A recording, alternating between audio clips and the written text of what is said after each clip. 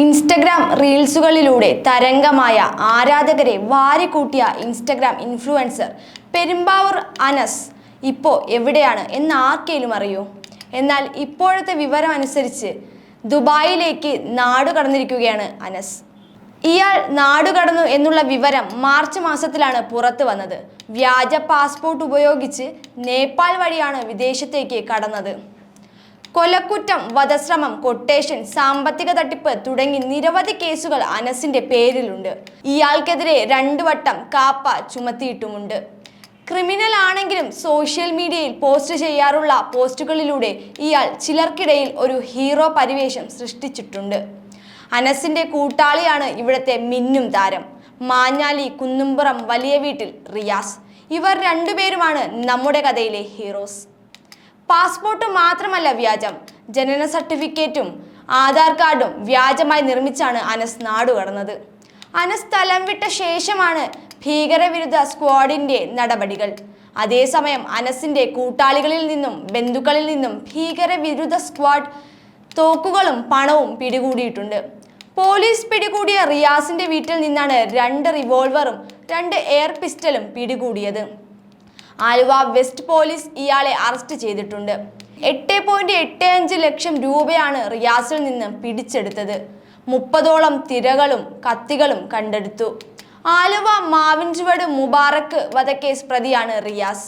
Rent ഏക്കാർ ഇടപാടുമായി ബന്ധപ്പെട്ട് റിയാസും സംഘവും മുബാറക്കിനെ കൊലപ്പെടുത്തുകയായിരുന്നു. വാടകയ്ക്കെടുത്ത കാർ ഏറെക്കാലം റിയാസ് കൈമാറാതെ വയ്ക്കുകയായിരുന്നു.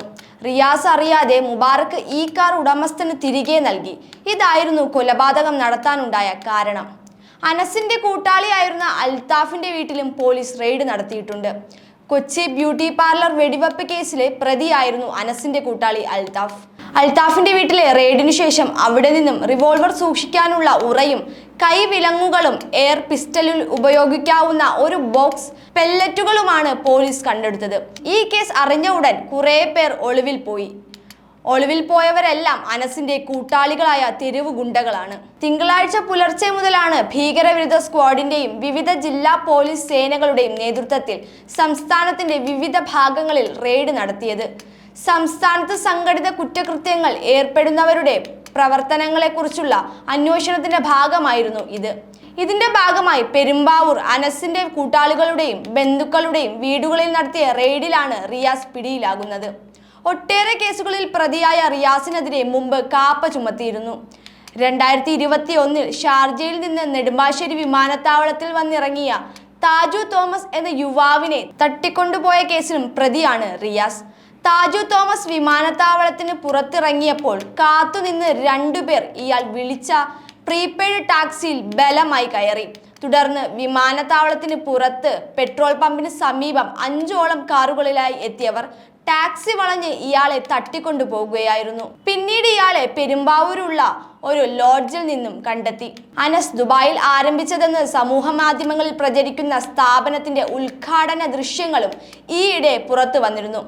സമൂഹ മാധ്യമത്തിൽ അടക്കം വലിയ പിന്തുണയാണ് അനസിനുള്ളത്. ആഡംബര കാറുകളിൽ കൂട്ടാളികളുടെ വലിയ സംഘത്തിനൊപ്പം സഞ്ചരിക്കുകയും ഇത് ഫോട്ടോഷൂട്ട് നടത്തി റീൽസ് ഇടുകയും ചെയ്താണ് അനസ് ആരാധകരെ ഉണ്ടാക്കുന്നത്. ഇത്തരത്തിലുള്ള വീഡിയോകൾ ചെറുപ്പക്കാരെ അതിലേക്ക് ആകർഷിക്കുകയുമാണ് ചെയ്യുന്നത്. റീൽസ് ചെയ്യാൻ മാത്രമല്ല, കൊലപാതകം ചെയ്യാനും അറിയാം.